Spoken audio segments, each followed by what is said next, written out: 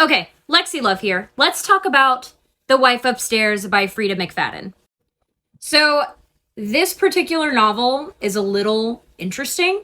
I already gave it a 3.5 out of stars on Storygraph, and let me explain why. I listened to this one on audiobook during like my work shifts. I take a lot of emails and phone calls, so I can usually listen to something. And I decided to pick this up because it was free on the Libby app, which is the library app. So, synopsis, you have this main character, Sylvia, who's down on her luck, life sucks, and she runs into this guy named Adam. Adam is looking for somebody to basically take care of his disabled wife. His wife was in a horrible accident. She's wheelchair bound. She only has control over half of her body. And they've both been through some insane things that are not mentioned at all to our poor protagonist, Sylvia. So Sylvia takes the job with Adam, ends up moving in and living with him and his wife, Victoria, and is now taking care of Victoria. She's getting paid very well, free room and board. Seems like everything is cool, right? Victoria has some words since she's paralyzed on one side of her body. She only really has control over half of her mouth. So forming words is very difficult for her. But one of the things she does manage to do is point to her dresser drawer. So upon investigation, Sylvia finds a diary. And that becomes a huge problem.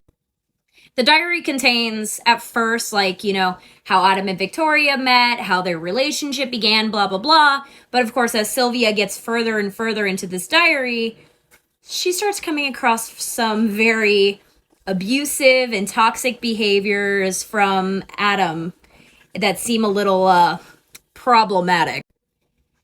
And instead of listening to the diary whatsoever, Sylvia decides it's a good idea to sleep with him. I hate this book. I hate it so much.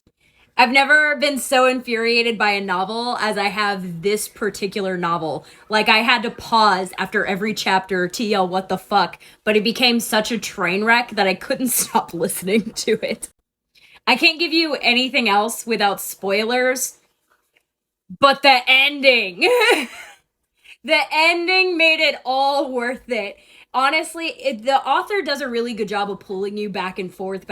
Like, who do I believe? Do I believe Adam or do I believe Victoria? Both seem kind of wonky and a little psychotic. So I don't recommend this novel if you've had any form of PTSD from a domestic relationship. Don't touch it. But if you haven't or can handle it, give it a read. It's a train wreck.